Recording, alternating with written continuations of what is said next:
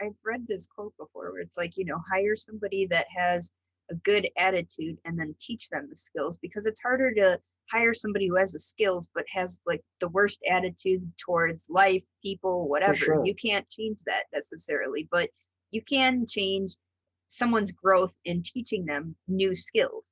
And I agree with that 100%.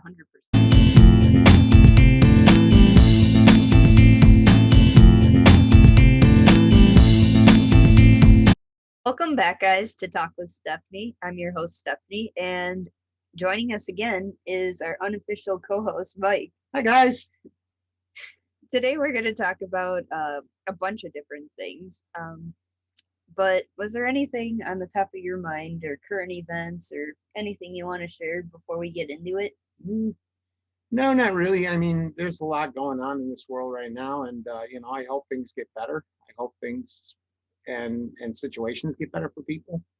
Um, as for any particular thing, I hope the people that are going through the hurricanes are safe and okay, and I hope they're all doing well, and I'll pray for them. And I hope everybody on the East Coast that's suffering from this disaster that's going on is well and okay. That's the biggest thing for me. Obviously, part of what we're going to segue into, um, shootings are up again. Obviously, COVID's considered technically kind of over, not completely, but it's kind of over for most states. And it seems like the rise in shootings has gone up again, which is never a good thing. I mean, we got to learn to be responsible.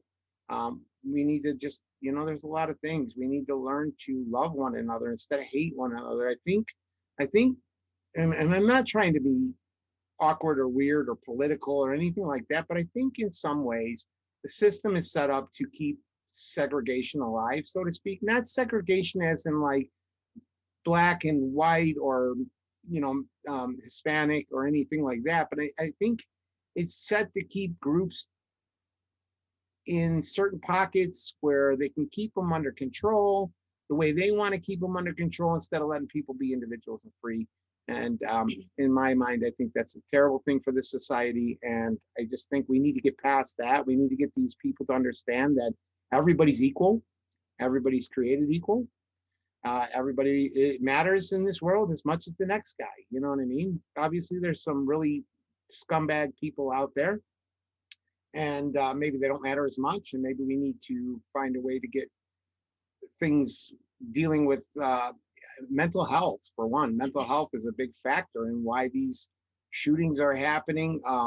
Economy, um, where you live, demographics. A lot of things play into that, but we need to, as a society, learn to start getting our demographics where we're all combined and everybody's good with one another and people don't want to hurt. I mean, what we're doing is we're killing our own population by doing silly, crazy things. And I know some people have mental illness and they can't control things like that. And I understand that.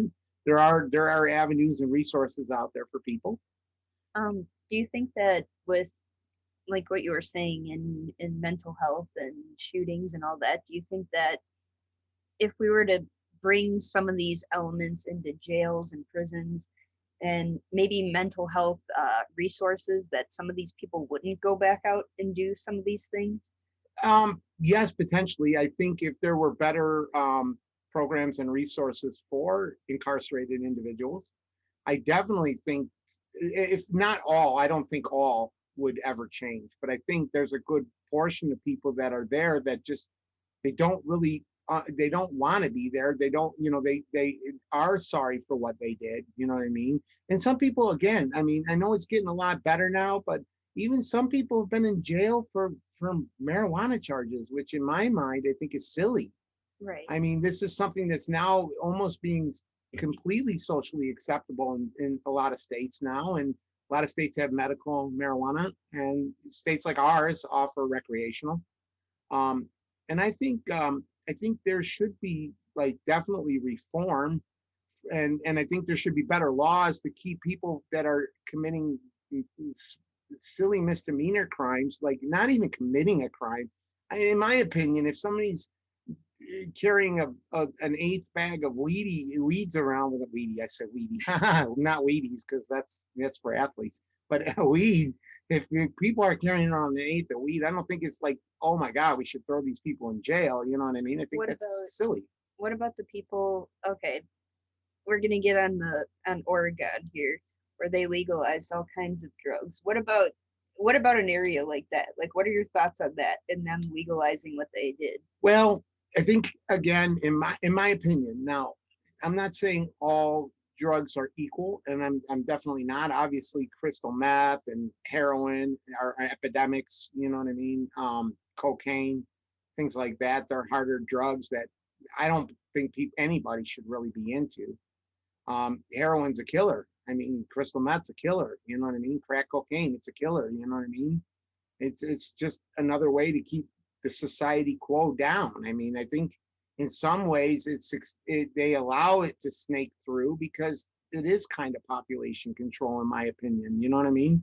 Um, do I think they should have allowed that? Now, mind you, do I think psychedelics are necessarily a bad thing? No, I don't. I don't necessarily think they're a bad thing. Do I think people should get into psychedelics? No, I don't think that either. You know what I mean? I mean, I don't think everything there is to know about um, recreational drugs is even known right now. I mean, yeah, there's the guy there's a guy that might have done a million hits of acid tabs in his day, and he's fine. You know what I mean? But then there's that one person that tries it and they have a mental breakdown. I mean, Right. there's all different kinds of. I guess it depends on the individual, but I don't think it's something that as a society we should necessarily allow, because the thing is that a I don't know. I think, in my opinion, a drugged up society is just not a really smart society, because it's vulnerable. It's a vulnerable society for sure. If you got everybody doing LSD tabs or magic mushrooms or whatever they call them these days, um, yeah, I don't think they're going to be in their right mind if, say, for instance, a country tried to invade us. I mean, what are we going to do? We're going to have a bunch of people that are just wanted to do recreational drugs, and we're going to have a bunch of people, or a handful of people, who are law-abiding citizens that are potentially gun owners and stuff, that are going to be the ones that are going to have to fight for the country. And the thing is that we could have a better society. And I'm not saying everybody should own a gun, and I'm not saying everybody should feel the same way I feel about guns. I am a gun. I have a gun card, and I am a legal gun owning citizen. As for you, you are as well. And maybe it's not for everybody. I get that. And some people have different feelings about it based on situations they might have been put into. But I think having drugs be completely legal just leads for a vulnerable society where more things can be done to the civilian population, even from just the general laws and stuff that they put into place. I think it's going to be bad. I think it's going to be a bad thing. And in my opinion, I don't know for sure, because I haven't done a lot of research on how Oregon's been doing lately. But I mean, they've had a lot of uh, like, not petitioning. What's the thing I'm looking for? Not rioting. It's not Protesting. protesting. A lot of protesting. They have had riots and stuff. I mean, there's no doubt about it. I think allowing it is just another way for their society to get so degraded. I don't know what that, and maybe that's the word I'm looking for. I don't know for sure, but like, it's going to diminish their economy, because the thing is if you have if 90% or even 70% of your populace in your state is hooked on recreational drugs, what's that going to do for your economy? Well, and that's what I wondered too. Is for those that don't know, Illinois is recreational legal for marijuana, Correct. but here anyway, if you were to get a job, employers can still, not have you work there or have these requirements of being a drug-free zone despite it being legal. So even in that state, people can still not hire you even if crystal meth or whatever is legal. And so Right. I think that's where things start to turn, is like, great, this is legal and you can do this, so to speak, but your job doesn't have to accept that and hire you knowing these things. Right. And the reason why they don't accept it at jobs is because it's not federally legal. Just Right. because a state says something's okay and the federal government doesn't mean it's necessarily okay, doesn't mean it's necessarily not okay. But the problem you have is companies don't have to abide by these laws of, hey, in my state it's legal. I just don't want people coming to work on crystal meth and heroin and magic mushrooms and LSD, and it lends for bad a bad time, because if somebody gets hurt while doing one of these drugs, now A, OSHA steps in for one. B, it's going to cause a lawsuit for a bunch of companies if somebody does get hurt because somebody's not in their right mind. Right. And I mean, you don't always know when somebody's on a substance. You know what I mean? Like it's you can't just always look at somebody. Yeah, and some drugs you can, but you can't always just look at somebody and be like, oh yeah, Stephanie here has done heroin today. You know what I mean? Right. She's nodding out. Maybe she's tired, but you can't say Well, unless you give a drug test. And the problem is that's going to lead for more money to provide these drug tests for these people. It's going to cost companies a lot more money, and B, they're not going to want to hire anybody. And the problem is their companies are going to start moving out of those states because they don't want to be part of that. I don't think as a business owner, I don't think unless I was in the business of recreational drugs, like a pharmaceutical or whatever, you know what I mean, like a dispensary. I don't think I would want my employees being high on drugs all day. I mean, it's not. I would be more afraid of the lawsuit that could happen because somebody stuck their arm in a cardboard baler and, oh man, didn't realize it, stuck their arm in there, now their arm's hacked off. You know what I right. mean? That's an expensive lawsuit for a company. So I can't blame companies for not agreeing with the laws. I can totally understand why they don't. It's no different. You can't, even though alcohol has been legal for however many years, you can't go to work drunk. I mean, you could, but I mean, you're probably going to get fired if they catch you. Right. But you can't go to work drunk. So, but people are still going to push their luck. They're going to still try to get away with being on drugs at work. And it's just, I don't know. I don't think pot's a bad drug, and I don't think it's going to really affect people. But, in some cases, they say that it slows your reaction time down. So, me and like how much I like change for certain things, like when somebody's bettering themselves or losing weight, or maybe they're getting into the career they've wanted to get into. For sure. But I think with change, it can be scary for a lot of different reasons, depending on what you're doing or if you're changing in a negative way. So I think with that being said, I'm a little weary of the changes that are taking place right now and what the future is going to look like going forward. For sure, for sure. And I can agree with that. I mean, there's a lot of things going on behind the scenes that we don't know about. There's a lot of political battles that are being fought because neither side wants to agree on anything. The smaller parties don't get elected. And that's kind of sad in this country that we don't show some more attention to the other parties that are out there, because of the fact that they might have better ideas and they actually might see both sides of the coin and go, hey, we're not doing this because we want to line our pockets with the lobbyist money.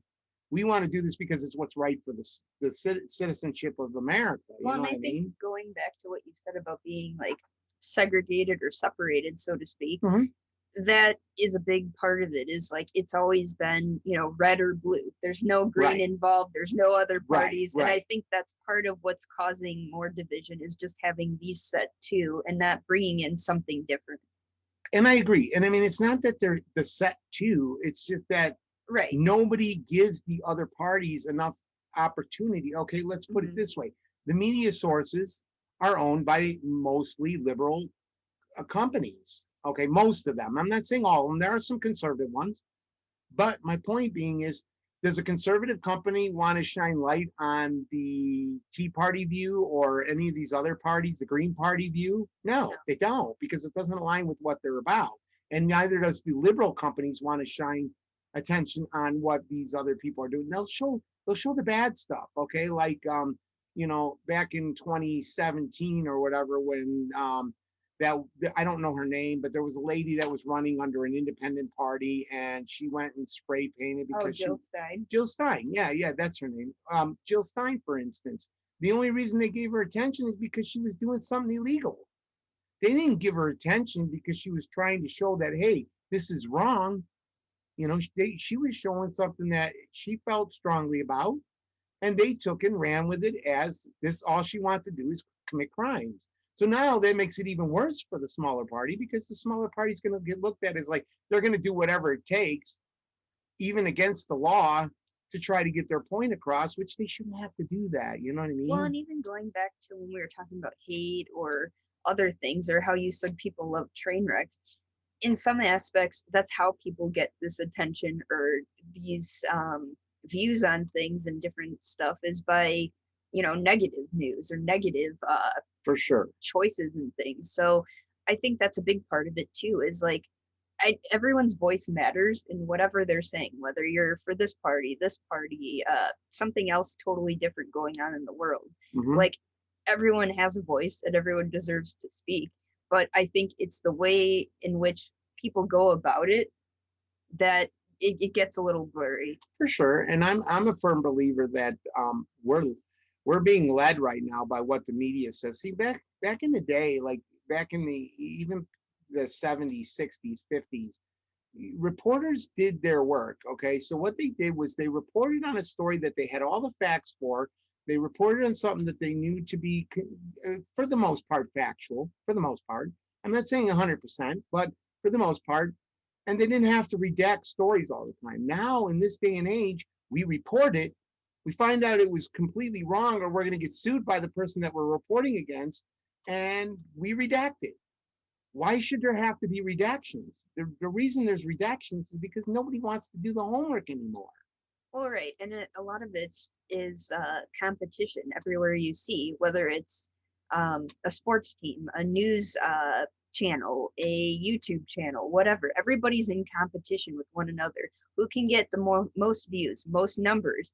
And I think that's part of it too with the different news companies, is that, oh, well, this story, they have this story and it's leading this way. Like, what are we going to come up with? You know what I mean? For sure. And then it doesn't help that you got companies like, I'll say it backwards, ZMT, which you already know what that is. It just reverse the letters. I don't know if I can get in trouble for saying their name, so I won't. But all they do is hire paparazzi to go out and stalk celebrities and stuff to get the best story. And the problem is that's dangerous in itself too. I mean, look at all the things that have happened because of that. I mean, people getting stalked at their home because a media source doxed them, or even like the Princess Diana thing, which I don't know a lot about it, but from what I understand, paparazzi was chasing them down. Maybe that was the case, maybe not. I don't know. But the thing is it leads for dangerous situations, and that's not what we should be striving for. I have to get my news from alternative media sources because I don't buy what the news on TV is telling me. I just don't always buy it. I mean, because if you watch from one to the next, they generally will report kind of similar but different things. And like, who do you believe? Did Joe do his? Did Joe from this media company do his due diligence and get all the facts, or did Bob from this media source get all of his facts, or did none of them get the facts straight? You know what I Right. mean? They're quick to report and not quick to do the homework. And the problem is, I get it. It's because you have to get the story out before the next guy. I get it. But the problem is, it's creating a disastrous society we live in, because now people are being misled by media sources. When did the media start making laws? You know what I mean? And telling people what's right and what's wrong. I mean, they should report on that, but I don't think they should be influential in making that. You know what I mean? Do you had mentioned guns earlier. Hmm. So, and I know you're into guns, but Correct. what made you decide, like, that you were interested in guns or like wanted to own a gun, and how did you get there?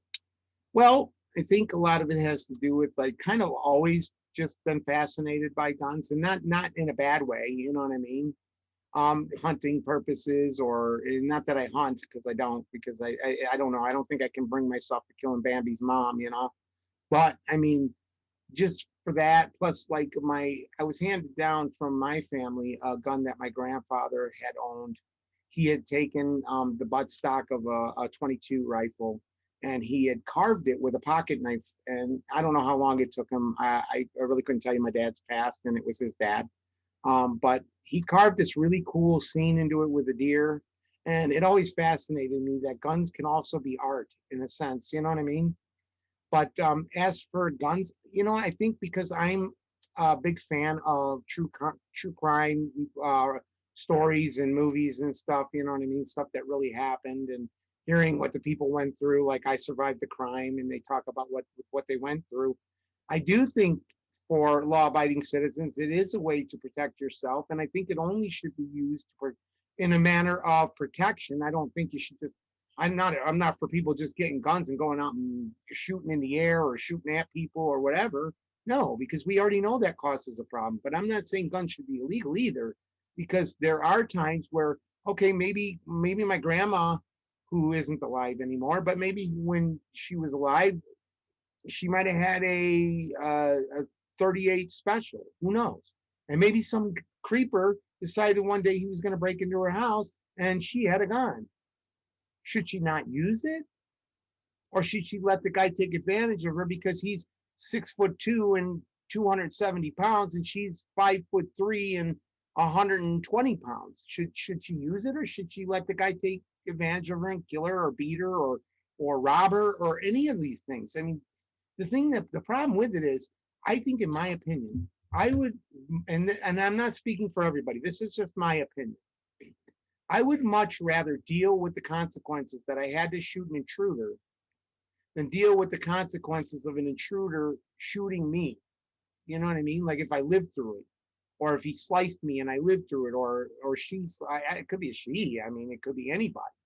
But I would much rather know that I was able to defend myself and neutralize the situation than to be vulnerable. Because the problem is, a gun-free society is just a vulnerable society, because in England, they outlawed guns, or in the UK, they outlawed guns. But now the knife crimes have gone up. Why? Because they didn't outlaw knives. Can't outlaw knives, right? Because people need them for things. So, and in my opinion, I just think we're sitting ducks if we try to outlaw guns, in my opinion. So, how do you feel about when people say, guns should be outlawed, or it's guns that's killing people or causing these shootings, or whatever else? Like, how do you feel when people say things like I that? disagree with that, because the shootings that are happening are not shootings that are happening by law-abiding citizens. These are people that either have problems, they live in a society where that's all they know, that's how they were brought up. They're not using legal guns. They're not going to the gun store and saying, "Hey, I'd like to purchase Right. a Glock 19" and going out and shooting everybody. Why? Because it can be traced to them. There's guns are traceable. It's not out of the question. The thing is that the guns that are being used in those situations are guns that are being stole from houses, or stole from, like in our state, they were robbing the train cars that had the guns in them. So, which means somebody on the train lot was allowing them in to do this, or they had a good method of getting in and out. Right. But that's neither here or there. I mean, the thing is, it's still an illegal gun. It's not the illegal person shooting somebody just out of the blue. It's the people that either are hateful, they have problems, they live in a bad society. Those are the ones, that are causing the crime to go up.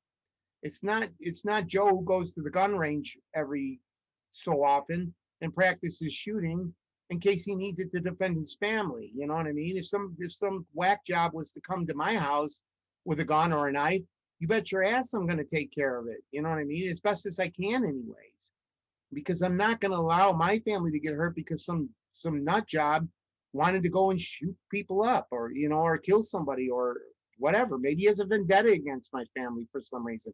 I don't know. I don't cause anybody any grief. I don't really cause anybody any problems or start any problems. But you never know what somebody's thinking that day. Right. You know what I mean?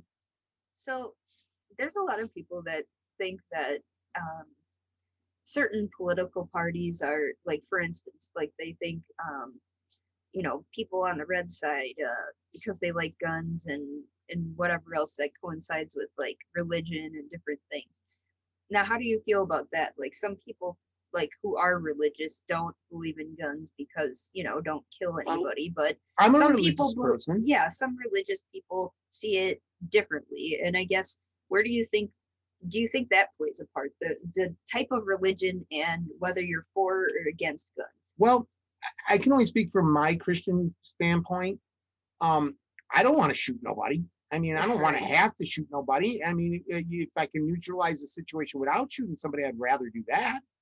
I'm not just going to go and pull my gun on everybody that comes to my door. Right. I'm going to assess the situation and then figure out what I have to do. And I'm not going to, obviously I wouldn't shoot anybody until they came in my house and caused a threat. I mean, some people just don't, like, okay, for instance, we had this lady that lived in our neighborhood and she was old. She was very old, but she had mental incapacity and she wasn't fully there. She had maybe Alzheimer's or something like that. You know what I mean? And one day she decided to walk the neighborhood, which nobody really kind of mended after her, took care of her really like up close and personal. Her daughter lived in the area, not far away, but not close enough to know what her mom was doing at all times. So her mom decided to walk the block one day, and she decided one day to come to my house and just walk in.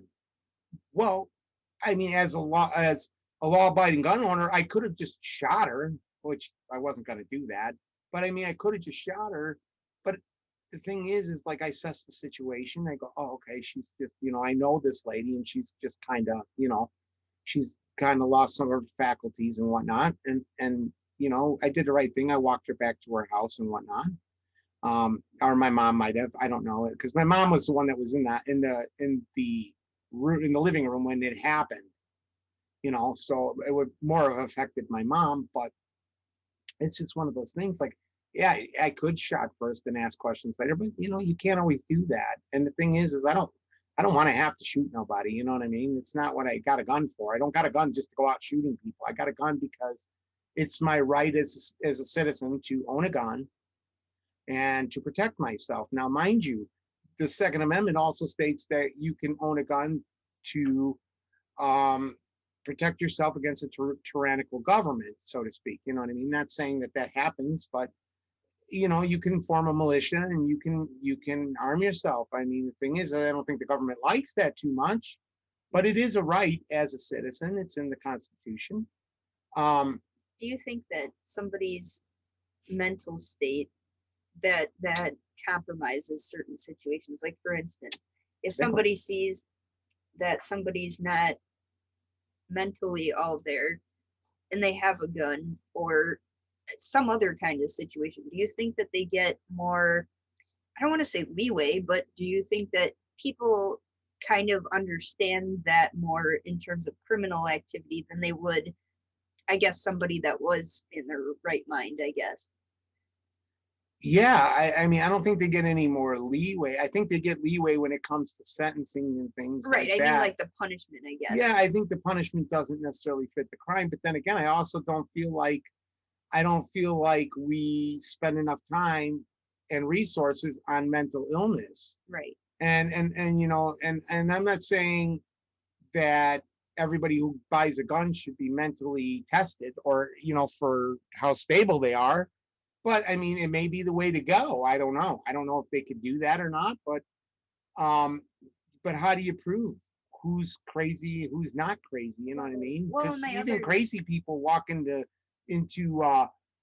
movie theaters and shoot the place up from time to time. You know what I'm saying? In Colorado, that happened. The guy just went nutty and decided he was going to go kill people. Like, how do you know what day that's going to be? You don't know. Well, and then I wonder that too, like, or if maybe you had an incident or something, just as a person, like with a weapon or something, and like maybe after the first incident or something, if not before you get whatever you're buying, then get tested and be like, okay, well, you did this, so like we want to make sure everything's all good, kind of See, thing. the law's not set up to test people. It's not for that. The law's set up that, hey, this guy doesn't have any major crimes. They do somewhat of a background check, I think, for the most part. And the thing is if you're crazy but you don't have a criminal background, you're just crazy and nobody knows it. You know what I'm saying? And the thing is like, if you imagine if some of the people in that movie theater or any of these other mass shootings that have happened, if any of them would have been armed, okay? Like for instance, the off-duty cop that was working at the Pulse nightclub who tried to help out, you know what I'm saying? Like just having that gun could have potentially saved 10 or 12 more lives, 2 lives, one more life. Anybody. Saving one life is saving a life. But I think it does come back to the mental health thing, because even if you um, look at what happened in Columbine, and even I've seen some of the TED Talks of the moms that were, the moms to the shooters and stuff, and different people that went to school with them, and like how they viewed things very negatively, and weren't happy with themselves, their lives, and ultimately that's why they did what they did. But I guess what I'm saying is that like mental health really does play a huge role, I think, in making some of these like poor decisions or harming people. And it's not just you know the gun or the knife or whatever. A For lot of it sure. is just within these people, what's going on in their life that people Right. don't know about. But again, if the person that has the mental illness doesn't speak up and address the situation or address that they have a problem, it's not going to get fixed. And the problem is that can go underneath the table so many times. I mean, I'm sure most of these people went under the table.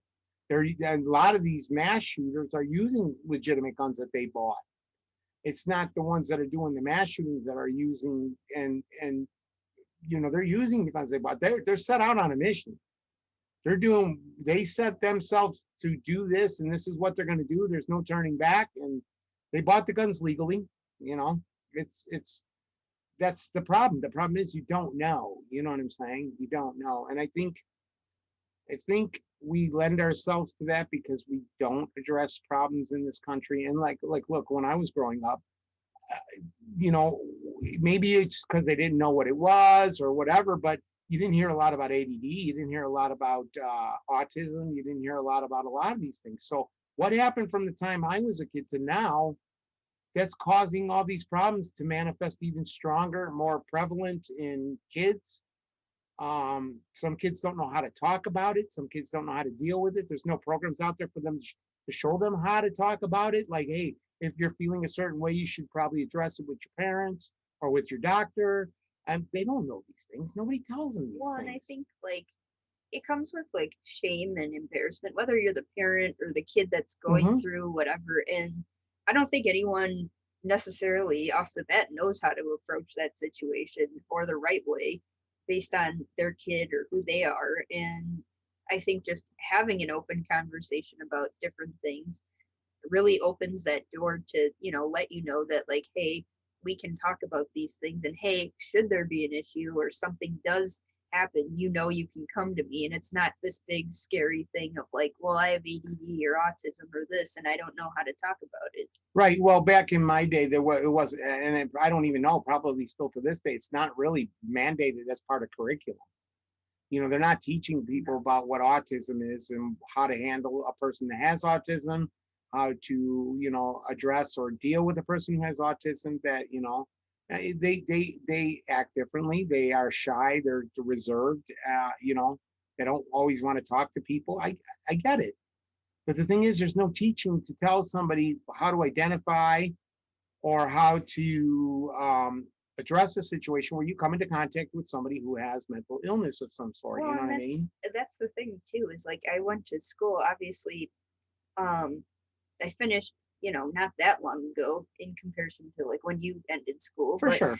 even in that curriculum, it was like mental health was like a quick thing. It wasn't, no one went in depth on ADD, OCD, anxiety, depression, like what are the signs, whatever. And the reason I know what I do and like can see certain signs when somebody's not okay, or I might think, like you said, like they have ADD or this or whatever, is because I physically met people or people of different people that have gone through these things of depression, autism, all these things. Sure. So now I can kind of get an idea or grasp, like, okay, like this person might be going through this, maybe I should talk to them or whatever. But like if you were to ask me this like 10 years ago, I wouldn't have had any idea like who might, anything. Correct. And like I said, growing up, there was no mention of this kind of stuff. I mean, it wasn't until way after I got out of high school that they really put a focus on it. And, some of the outlets and media started teaching it or talking about it. But the thing is that like some of these things should be taught in school, because like the only way you're going to learn it is if you go into the medical field. Not everybody's suited to go to the medical field, but if people have more awareness of what something is, how people react when they have it, how people handle it, things like that, what to do if somebody's having a manic episode, or somebody, they tell you, oh, if you're having this or that, just call this hotline. Well, okay, but maybe I'm not in the right state of mind to get on my phone and call a hotline and talk to somebody I don't know. Why shouldn't somebody in my family know what it's about, because they learned it in school, and hey, I remember that they told me to do this, that, or the other thing, or they told us to, do the best we can to talk a person down or whatever. But you're not taught that. And the thing is I think there should be more general medical stuff taught in general basic studies. Like, just learning about sex ed isn't the only thing. I think there's less of an epidemic with teen pregnancies probably is more than there is about mental health. I mean, they talk more about, oh, you should wear a condom, or you should this, or you should that, or you shouldn't have sex till you're married, or da da da, or whatever. Then they talk about mental health, and the problem is mental health is more of an epidemic right now than probably teen pregnancy, in my opinion. I don't know too many people who are teen and pregnant. Well, and like especially for the kid that comes from maybe a broken home, or less impoverished, or impoverished, yeah, is that right, impoverished area, I or think less, that's how you say yeah. it. I mean, I'm not smart, guys, so don't correct my words. If you do, that's okay. I get it.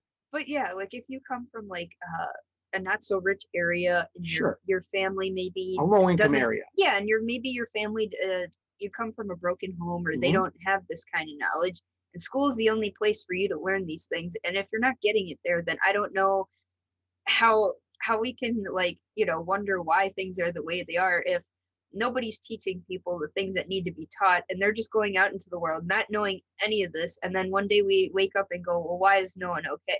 Right. And the problem is like, depending on what area you live in, depends on what kind of schooling you're going to get. So like, if you, for instance, if you go on Realtor, or you go on Zillow, or you go on any of these house buying apps that are on the phone, and you look, they tell you the school ratings. Well, in a nice neighborhood, the school ratings are 8 to 10. In a bad school rating, they're like 1 or 2. Like, why should schools get less of an education because they're in a poor neighborhood? Why don't we put the better schools in the poor neighborhood, and or be equal all the way across the board? Then make people see. This is another thing where I come back to, where they're trying to keep people down, they're trying to keep people subdued, because they're not going to give you a good education if they don't think you're going to amount to anything. But how do you know when somebody's not going to amount to something if you don't give them the opportunity to amount to something? Well, and that's the biggest thing I've faced too, is just like, you can't expect somebody to fail and do or whatever else, and or succeed, I guess. And if you're not giving them the tools that they need, and the environment, or whatever it is, that's just crazy, because like some people might go their whole life never knowing this, Right. what I mean? Like, and how you're just expecting them to hope that one day maybe they'll get there. Right. And I think more people are going to start learning things off of platforms like this, YouTube, you know what I mean? Or platforms like any other social media platform that can show a video on how to do something. Because the thing is like, you got to stop to think. I know since COVID, they've given some financial relief to people who have college, what do they call it? College payments. What do you call that? Like tuition. Yeah, tuition. But in the general grand scheme of things, if I go to college, I'm going to work the rest of my life paying off that college, and before I even start making money. It's like, if you got you go to a school that costs $150,000 for 4 years or more, you're paying for a house just to go to school. Like, I don't think that's fair either. I don't think that's fair. I don't think it's right. And it's why some people like myself, didn't want to carry that burden. Didn't feel like school was the thing for me because the money wasn't there. I didn't have the kind of money to go, oh, I can afford to pay for this. That's no problem. But when you don't have that opportunity, or there's not programs out there that would give you that school other than a scholarship, hey man, I was a chubby, out of shape kid who didn't do sports, wasn't into music till after I got out of well, till the end of my high school years, but didn't apply to any of those programs to get me into a scholarship, and probably would have never gotten one anyways because I'm not Mr. Fitness. It's not me. You know what I mean? I'm not going to go play football for a college. I'm not going to go play basketball for a college. It's just not me. I'm not that tall. I'm not that athletic. And I think me wanting to go to art school, that not working out, even getting funding and doing all these things, is when I also realized too, just from people I knew and people I went to school with and stuff, that I like during school and when you're there, they really push like, like even your freshman year, you better know what you're doing when you graduate. You better take the right classes, better apply here, do this, do this. Like almost like kind of just making you feel as though if you don't go to college, your life's over. And when I met some of these people, or even after high school, and like I saw they didn't go to college and they're super successful, and like they learned stocks, or they learned social media marketing, or just different things they don't tell you about when you're in school. For And sure. so they found another way so that they don't have this debt, but they're still successful. And I think that's just a whole big part of what they teach in school and different things too, is For that sure. college isn't for everyone. It's not necessary to be successful or happy, but it is something that you can use as another form of education for Right. sure. Right. For sure. And like, okay, in our area, you were talking about art. There, like I stumbled across a place that does like, it's like more like a private type art school that's like a tenth of the cost of what it would cost you to go to college and take the English classes, the math classes, all the prerequisite classes that you need. They don't require that. And they do, it's kind of like a private art school, so to speak, where you can learn and you can get like kind of like a degree. I don't know if it's an accredited school. I doubt it. And people might not look at it the same, but I mean, in the aspect of art, in some cases, like I'm sure Rembrandt or Da Vinci didn't go to college to learn how to be an artist. You know what I Right. mean? Some things can't even be taught. Some things are just in you naturally. It's just something that you were born with. You know what I mean? I believe in what I call God-given talent. You know what I mean? Some people have it. Some people who sing, they can just come right out of the box and they could be the best singer in the world, whereas other people can't. Look at Susan Boyle. She went on AGT and she's in her 60s, and they found her to be one of the best singers in the world.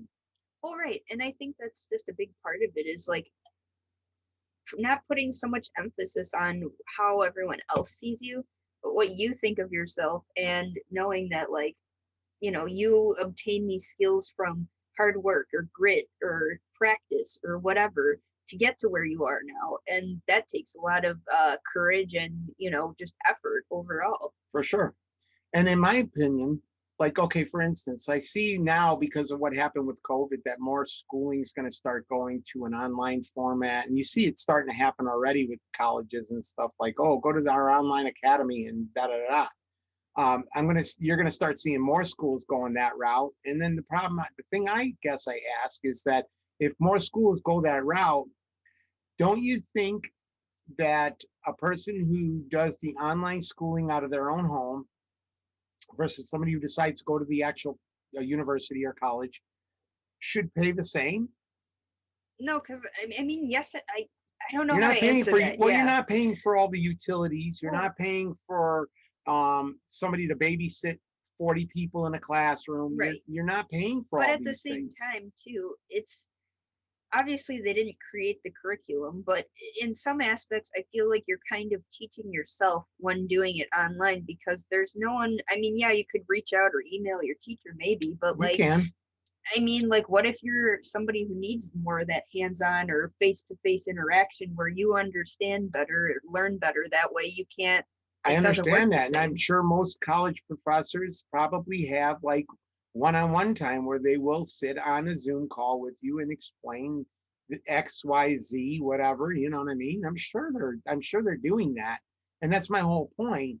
Yes, I mean, I think that the teachers should get paid decently, but I don't think that we should be paying these colleges $150,000 for an education that we're going to spend most of our lives paying back. Because the problem with that is, so you get a job right out of college. Some people don't even get jobs right out of college. Some people go to internships and they learn that way, and then they go to college through the internship, and then they get a job through that company. That works a lot of times, sure. But what about the people who just go to college for something and then go, well, when I get out of college, I'm going to get a job? No, you're going to go work at the warehouse like I am, or you're going to go work at McDonald's, or you're going to go work at the car dealership, whatever. But you're not going to, you're a lot of times, I'm not saying all the time, a lot of times, those jobs aren't there for those people. Well, and that's another thing they don't teach you in school is that, like, great, you graduate, you get the degree you need and take all the courses, but the thing is what happens after, like you're saying, because the, I've seen this happen with a lot of different people where it's like great, they got the degree, which is half the battle, but Sure. they're wanting, these jobs are wanting them to have X, years of experience, Right. And or that makes this or that, that becomes a problem, because right. then you're only hiring people who have already been in the market. And the problem is, these newer, younger people aren't going to start off with, okay, let's put it this way. So say, for instance, I go to school and I become what is it, engineer. I become an engineer. Um, and I get out of college and they go, up, no, well, you only want people with 5 years experience, right? Well, now the only place that'll hire me is the secondhand place that doesn't really pay much, doesn't really show you a lot, doesn't utilize your skills. Now, you might have been in the top 5% of your classroom, but you didn't get anywhere. And the thing is, you spend $150 to $150,000 or more, or even less, depending on what school you go to get a skill that's going to get you nowhere. And the problem is I get they want experience. I understand that. But if you don't give somebody the opportunity to have that experience, they're never going to have that experience. So how are they going to have 5 years of experience when they're coming in with nobody wanting to hire them? Well, and I think the other thing too is, like, and I've dealt with this in jobs where, you've shown them your grit, and, like, you're willing to do the work and you're willing to go above and beyond, and, Mhm. like, you might have been there even for a while now, but because the decision isn't up to you necessarily, and your growth at that place isn't up to you, you might get stuck and feel like, you can't move up or you can't do certain things, all because, your boss or whoever runs the company, Sure. doesn't want that. You know what I mean? Right. So at some point you get kind of capped off there too, Mhm. even if you work hard. Right. I agree. I totally agree with that. It's a hard society we live in now, because the thing is well, the more and more we, and I know, our former president tried to fix some of that by, like, the embargoes and trades and stuff, that kind of thing, where he tried to tax the incoming Chinese product. But see, most of our lawmakers are more about, well, let's just outsource it to China because it's cheaper. Well, the problem is, you're not creating any jobs for these people in this country. Your engineering jobs, your jobs that are manufacturing jobs, they're all in other countries. And the problem is, we can't hire people to do those jobs. So why even go to school for that job? Because you're not going to get that job here. You may, I mean, I'm not saying not everybody, but I'm saying there's less of a market for that kind of thing. And then we as a society pay more for the product or less for the product, but we would, in my opinion, I'd rather pay more for something that's made here that gave our civilians jobs than pay another country who might only pay their employees 10 or 20 cents a day for the same product. And they need money too. I get it. But the thing is, we have a lot of people in this country that are either homeless, don't have jobs, that are not working.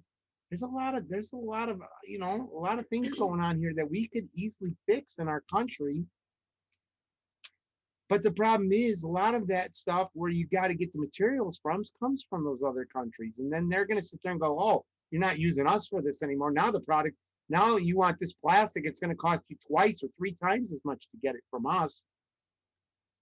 Well, and I think that's the other hard part too, is just um with certain things and why I decided, that's what I want to do with different things is because certain things, like you had mentioned, with having to worry about like if your country, if your company is run, through another country and, be getting things Sure. outsourced that way, or, like I had mentioned earlier, like, you put in all this work or you've shown like you do a good job and whatever, and your boss doesn't want to promote you or doesn't want to have you do some more stuff, or maybe you're not going the way you thought you would. And I think that's a big thing too, is realizing that you can do whatever you want realistically, and it's a lot of it is just researching what it is you want to do, how to go about it, and then the big one is believing in yourself, believing that you can physically do this. Right. But then it comes down to, again, what, like I said before, these companies are not allowing people that don't have that experience to learn that Right. experience or learn that trade. Because the thing is that they want the person that's got 5 years experience. Well, you're never going to get new people to come in. So, okay, so what happens when all your guys that are in their 60s all start retiring, and now you have a crop of people that you never wanted to show this trait to or trade to, that now you don't have people to fill those jobs. I mean, you got to, companies got to start allowing people to learn on the job, in my opinion. You know what I mean? Like, okay, for instance, the job I do, I learned everything I know about the job I do on the job. I didn't learn it from going to school. I didn't learn it from being, on YouTube, because back in the day there was no YouTube. Excuse me. Um, yeah, so I mean, if unless these people start allowing people to learn on the job, and then maybe it's saying, hey, if we teach you on the job, we'd still like you to have some schooling. I understand that. You know what I mean? Right.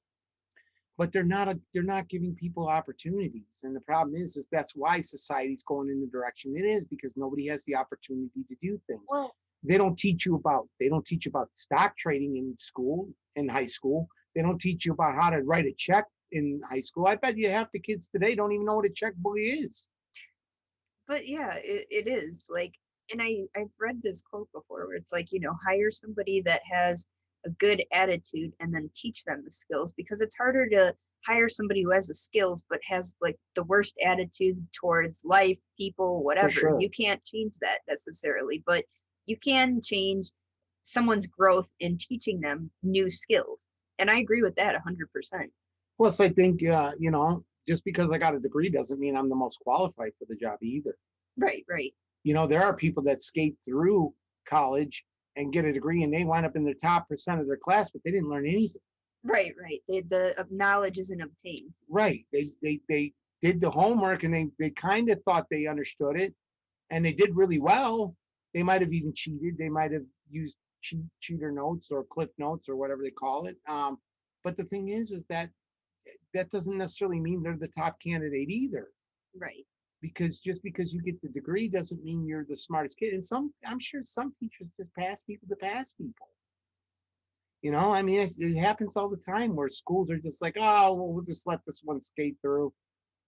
And then they get out of high school and they don't know anything. They don't even remember how to do math or any of that stuff. You know what I mean? Like they just didn't retain it because they needed a more specialized type of learning. Well, and what about the people that, did get these chances of getting scholarships, or maybe they had rich parents or whatever, and, they either decide to drop out or not go or whatever? Like, how do you feel about those situations? Because I myself grew up, not having a lot of money and like literally worked so hard to get even just funding and I couldn't get it. Right. So, And I think, in my opinion, if you already know you're not going to apply yourself, why would you want to take on school debt to not apply yourself and to wind up just dropping out. You still got to pay that back. You don't get it for free just because you dropped out after the first year. Well, no, I'm not saying that, but there are people who literally get scholarships and just Sure. go, well, mommy and daddy will just, pay for it or deal Some with people whatever are if I just, fortunate in that aspect. Yeah, I would agree. Some people are fortunate in that aspect. I would, in my opinion, I would hope that it's like, even if, okay, for instance, say, for instance, I was Elon Musk's kid, okay, I would hope he would be teaching me the things that he learned and teaching me how to be a responsible business owner and teaching me about putting in the effort to get what you want out in return. I would hope he isn't just going, well, I'm rich, I'll just pay for all the stuff in my kid's life that he needs. Because what happens when you're gone? The kid knows nothing. right. So I would hope these people would be a little smarter to go, hey, if you're not going to college, you're gonna sit in my business and you're gonna learn whatever I can teach you and whatever my people can teach you, so you learn a skill. Because I'm not going to have you milking off of my money. I had to work hard to get my money, just like you have to work hard to get your money. Yeah, no, mind you, some people are just handed things. But the thing is, I wouldn't want to have a kid that doesn't know anything about business or anything about my business taking over my business when I can't do it no more, because they're just going to run it into the ground anyway. So what was the point in it? Well, and like they say, money is only spent once, but knowledge monetizes. So, yeah, you can literally, if you have the knowledge, like you're going to go so much further than the person that has the money, because the person that has money doesn't necessarily know what you know. Well, think about the movie Billy Madison, okay?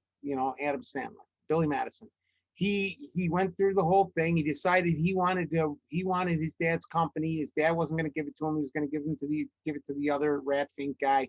But he says, I'll take him on in a school competition. I'll go to school. I'll learn. Da da da. And he did that. And then at the end of the movie, he handed over the high chair to the guy who worked with his dad for a lot of years and knew the business in and out, and gave it to that guy because he knew he couldn't do it himself. Right. But I So mean, it is like when I say knowledge too, it's even that and delegating and knowing, okay, who to put where and. right. He didn't give the business to the guy. He let him run the company because he knew, I'm not going to be the guy that runs this company. There's no way. I'm not my dad. I'm surely don't have the skills my dad had. Like, okay, for instance, my dad was a truck driver and he tried to teach me how to drive truck. And it just, for me, I wasn't interested in it because it just wasn't something I wanted to learn. And if somebody gave me a truck these days, I could probably drive it because they're all automatic now. And stick shift ones are getting harder to find, or even if you do have it, you got to learn. See, with a truck driving job, if you learn on automatic, you can't drive a stick. But if you learn on a stick, you can drive both. But the thing is like back in my day, I should have taken the information and learned and ran with it. But because some truck drivers can get paid good money these days. But I didn't, because it wasn't something that really interested me. You know what I mean? I always heard the stories about the over the road driver who's never home and he doesn't get to see his family and stuff. And that doesn't sound like something I wanted to be part of. You know what I mean? Like Right. being away from people all the time. And, if you're the over the road guy, now there are local drivers. Don't get me wrong. I know a ton of them. Hey, Brian, I'm just shouting him out because, he's somebody I know that is a local driver. And yeah, local drivers are home every day, but sometimes you make more money being an over the road driver. You know what I mean? And doing the 4 weeks on or 6 weeks on and 2 weeks off or 1 week off, whatever, or being home for a weekend every month out of the whole month. Like that's the existence for me there. It wasn't for me. Like, especially considering on one income, maybe it's not so easy to make it in this world. Having your wife working is great, but you can't work and also go with me on the truck. Right. So how does that work? You know what I mean? Because I'm for me, I would probably be like lonely, kind of like, miserable, kind of nobody to talk to.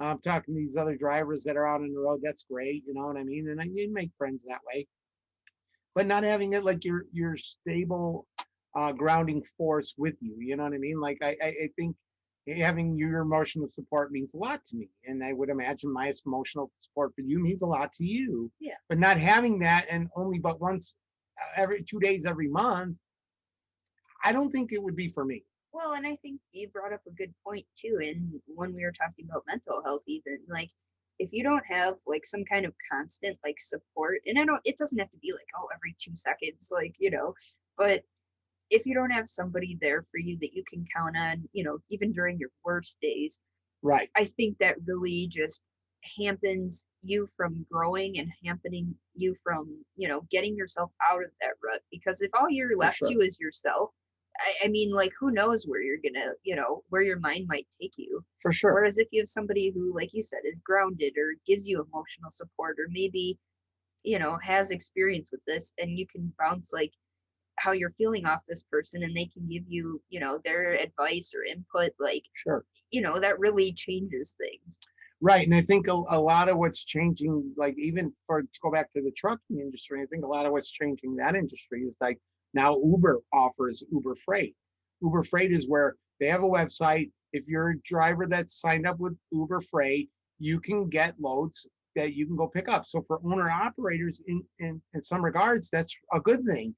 Now you don't always you have to negotiate pricing and stuff on the app, I'm sure, where you have to agree to what you're going to do the load for, but it makes it easier for them to pick and choose what loads they're going to take versus working for a company where they go, oh man, I got to go here, and then they're going to send me all the way across the country. I'm not going to make any money for that because I'm only getting paid by load. I'm not getting paid, or a lot of companies pay by mile, but the fact of the matter is having a better knowledge of what loads you can get in your area and this, that, and the other, and maybe going a few states over or whatnot, and taking loads that make good money, you could be back home more often.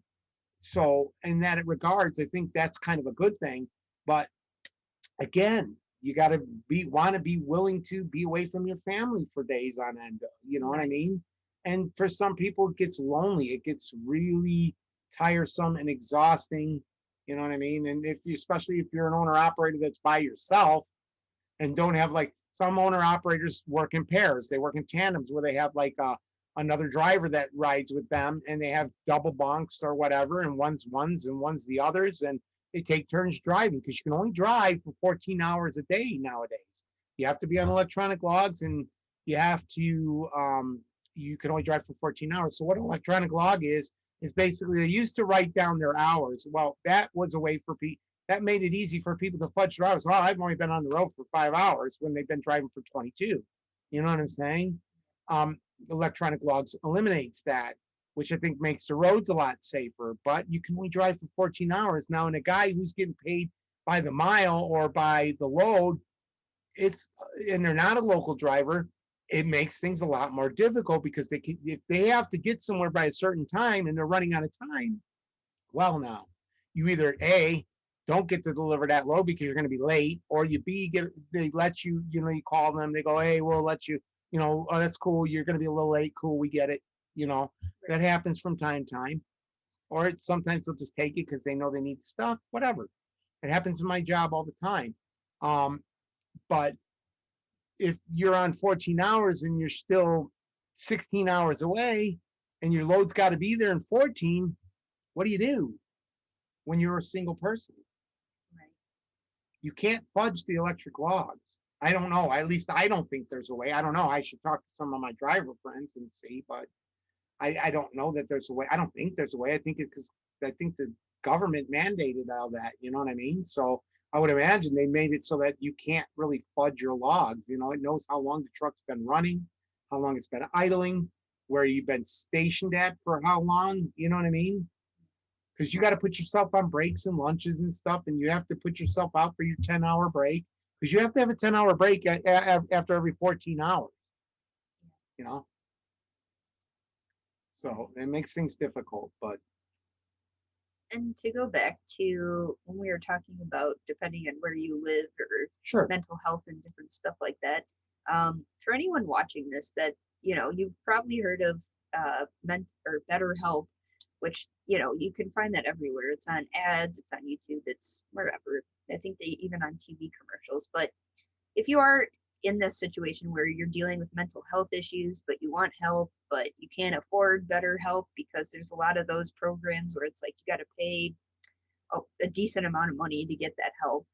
Um, to anyone watching that's in the US or listening, I should say, um, if you check out NAMI, NAMI, all around the country, uh, you can go there or go on their site, and they offer groups for different things. They offer different resources.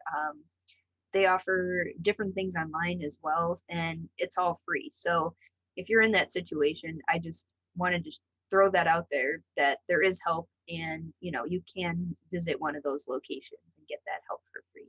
That is correct, and I would highly recommend it if you're feeling a certain sort of way. Reach out. There's a lot of resources out there, and also for people who don't know or don't understand guns and they're afraid because of the stigma behind guns. There are a lot of individual private classes you can take to learn more about guns, learn how to shoot a gun, learn how to be a responsible gun owner. Um, a lot of things out there, a lot of resources out there for that as well. So maybe if you're somebody who didn't agree with guns, maybe you take a class, learn a little bit about it, learn about what it's for, how to use it, and things like that, and maybe have a better understanding that people aren't the people that are taking the classes and doing all the right things aren't out there just shooting people. Guns can be very helpful for a lot of things. Say for instance the infrastructure goes down. How do you feed your family? Well, there's a deer in my backyard. Maybe I got to shoot the deer. I'm not saying people should go out killing animals. I'm not saying that. But if it's the only means you have of providing for your family to to eat in a time of crisis, you got to do what you got to do. And the ones that know these skills are going to be the ones that are eating. Right.